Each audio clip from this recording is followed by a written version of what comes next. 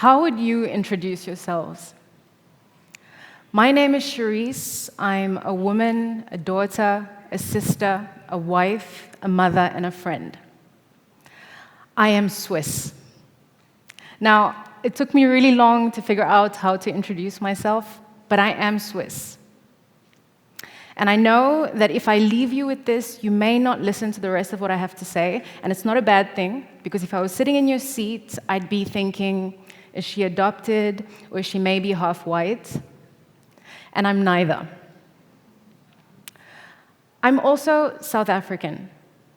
I was born in South Africa, and my parents moved to Switzerland when I was 7 years old. And I've been living in Geneva ever since. Geneva is a very international city. You'll find people from everywhere. It's home to international organizations, NGOs, and multinational companies. I'm also a trade union communicator. I take photos and produce visual content and tell workers' stories. I work for this organization called IndustriALL, and it is a global union federation representing 50 million workers in 140 countries in the mining, manufacturing, and energy sectors. I love my job because I've been learning it for the past 15 years. It's always changing, and it challenges me to be innovative, to be creative, but also it challenges me to care. Now, I don't know about you, but I never always felt like I made much of an impact at work. But I found my purpose when I was able to tell stories of people who do make an impact, and it made everything worth it. So after 12 years working in the international trade union movement, everything changed for me in 2020. I have this amazing, intelligent, supportive husband. He's tall, dark, and handsome, as you can see. And he is Swiss. He looks Swiss, right? He also often has to justify that he is also Rwandese, and this is why he is black. Now, thanks to this man, we have these 3 beautiful, energetic, very energetic little boys.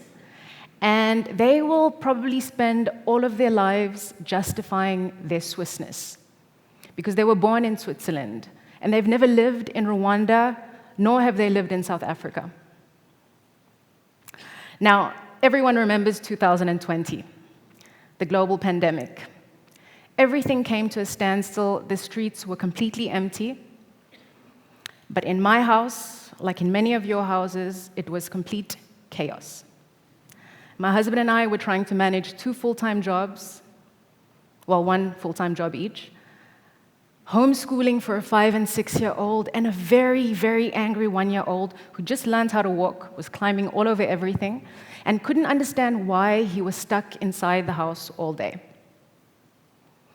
So in all of this standstill, on the 25th of May, 2020, a black man in the US by the name of George Floyd was brutally murdered by police, and everyone saw it because it was filmed. Now, this wasn't an irregular occurrence in the US, but somehow, this time, the entire world was paying very close attention to this. In the very days following his murder, mass demonstrations were organized all over the world. In Europe, in big cities, and in small. Thousands of people came to the streets to call for a stop to racism. We were reading and hearing things like Black Lives Matter, systemic racism, racism is built into our economic systems, racism is built into our educational systems. And very quickly, in our city in Geneva, we were informed that there would be a demonstration on the 9th of June, 2020. And of course, we went. There were over 10,000 people at this demonstration. And this was at the beginning of the pandemic, so it really felt like everyone was there. And Swiss people were in shock. They couldn't understand why so many people came to the streets, because this isn't the US. We never colonized anyone. And they thought it was just a silly trend for young people to take cool selfies. And one I heard a lot was, all lives matter. Now, do not get me wrong, all lives do matter. Actually, all lives are supposed to matter. But this statement was trying to shadow the very important movement of Black Lives Matter. So while all of these people were in shock, more and more racialized people in Switzerland started to tell their own personal stories. And this one evening, my husband and I came home and we shared our own personal stories with one another. Stories that we'd kept forever. Because when your parents are immigrants in a country, they learn how to be very discreet. And as their kid, you learn how to do the same thing. Now, we were very grateful for our opportunities and the opportunities that we had living in Switzerland, and we did not accept blatant racism, but we did accept the daily microaggressions of racism. And I think to some extent, we became numb to it. We often wonder what kind of world our boys are going to live in. Will it be like ours? Will things change? How do we teach them how to deal with it, not to accept it? We wonder if their academic advisors will push them into low-wage sectors, even though they have high grades. We wonder if their CVs will be chucked because of their names or the color of their skin. We wonder if the police will stop them in the streets in the middle of the night to check their ID. And we wonder if their passports will be looked at for ages in airports, because surely this black boy cannot be Swiss. Now take just a moment and think about the cities you live in. Think about the diversity, the people that you see in the streets. Look at the people sitting next to you. And now think about the people that you see represented on billboards, in advertisements, managing your local bank branch. Now, the conversation continues, and I think that European societies have their citizens having tough conversations, and I believe that these tough conversations are going to lead to making our societies better. So 2020 also challenged me to think about my 12 years working in the international trade union movement. And I began to question this movement that I really believed in. I reluctantly noticed that racism was never part of the conversation on global level, because trade unions believed that they were inherently anti-racist and anti-fascist. And we know that's not always true. I noticed that women's issues were always very low down on the agenda, youth issues were an afterthought, and LGBTQI+ issues were non-existent. Then I started to think, what does leadership usually look like in trade unions around the world? I noticed a lot of men, mostly white, and often old. So I took these questions to the leadership of my organization, and I challenged them with these questions.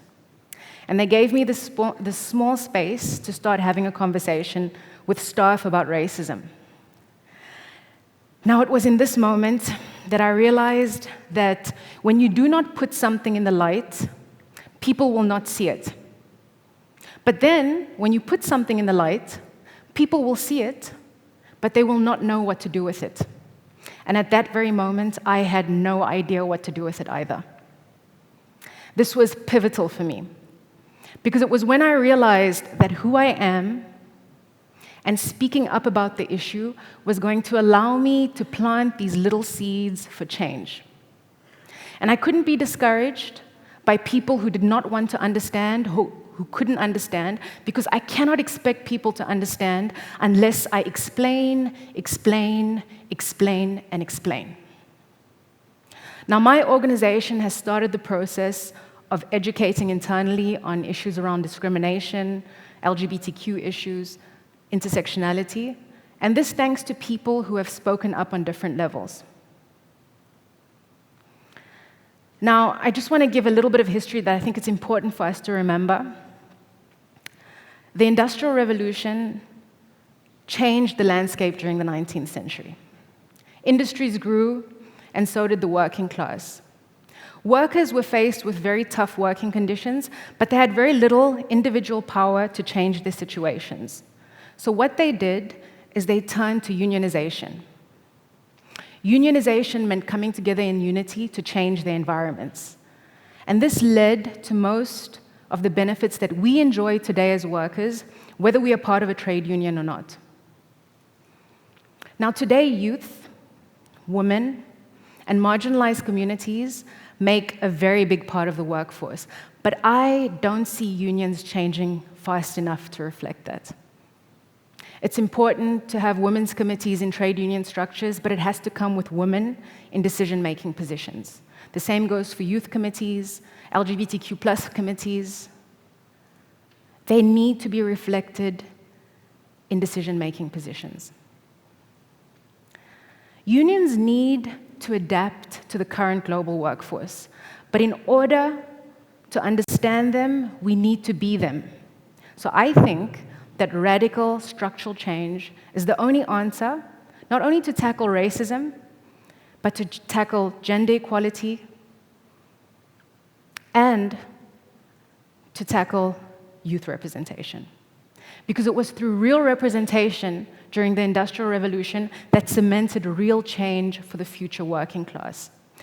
Rich old men were not the ones who were at the forefront of that struggle. It was workers who had to endure harsh working hours, low pay, and dangerous work who were the champions of that era. Fighting for justice, accountability, and reform is not new to trade unions. They've been fighting for it for hundreds of years. But I believe that this fight starts from within.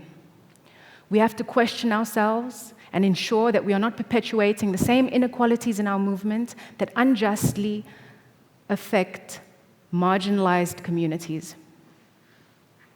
And the marginalized have to speak up, because their voice is key to achieve change. I think that strong representative movements can be a direct threat to racism and discrimination. So today I know that who I am and my experience as a racialized woman living in Europe, working in the international trade union movement, gives me a voice. And I'm lucky to work in an organization that has accepted to take on the challenge of looking at itself and ensuring that it's constantly learning and sometimes unlearning. Now let me come back to you. Take a moment and think about your surroundings, your friends, your classmates, your colleagues. Think about them. Now I'm sure that at least one of them is either Black, a woman, maybe lesbian, maybe has a disability, or maybe all of those. Now, what I'd like you to do is the next time that you see that person, respectfully ask them if they experience discrimination. Seek to understand their experience in your city, in your workplace, in your school. Don't make any judgments, just listen, learn, and try to understand. Now, this is going to get all of you acquainted with your privilege.